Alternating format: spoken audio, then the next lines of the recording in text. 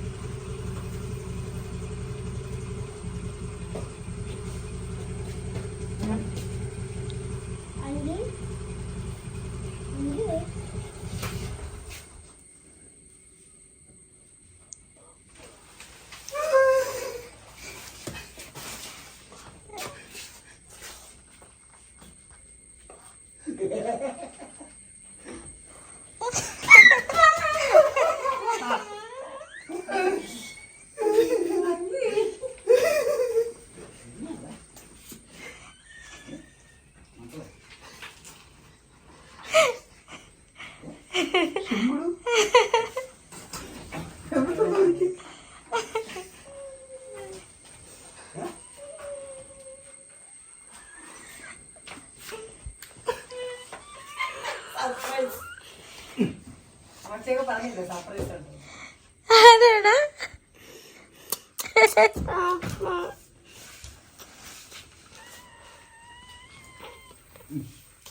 അയ്യോ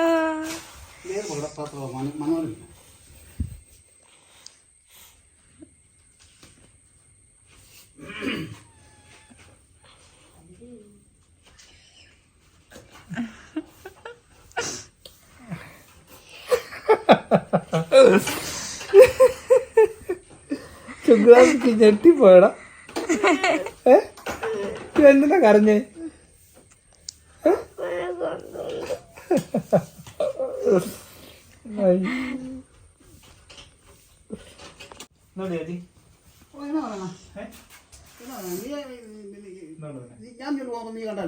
ഇല്ല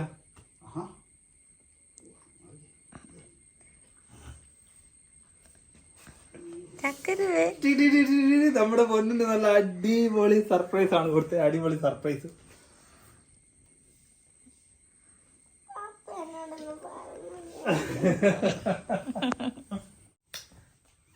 അപ്പോൾ കൂട്ടുകാരെ കണ്ടില്ല, നമ്മുടെ പൊന്നൂസിന് ഒരുപാട് സന്തോഷമായി. നമ്മുടെ സർപ്രൈസ് കണ്ടില്ല, സന്തോഷം കൊണ്ട് പുള്ളിക്കാരൻ ഒരുപാട് കരഞ്ഞ്. സർപ്രൈസ് ആയിരുന്നു അല്ലേ? അപ്പോൾ നമ്മുടെ ഈ സർപ്രൈസ് വീഡിയോ നമ്മുടെ എല്ലാ കൂട്ടുകാർക്കും ഇഷ്ടപ്പെട്ടെന്ന് വിചാരിക്കുന്നു. ഇഷ്ടപ്പെട്ടെങ്കിൽ തീർച്ചയായിട്ടും നിങ്ങളുടെ ലൈക്കുകളും കമൻറ്റുകളൊക്കെ പറയുക. അതേപോലെ തന്നെ നമുക്ക് ഇനി കുറേ വീഡിയോ ആയിട്ട് നമുക്ക് വീണ്ടും കാണാം. കാണുന്നവരേക്കും നമ്മുടെ എല്ലാ കൂട്ടുകാർക്കും ബൈ.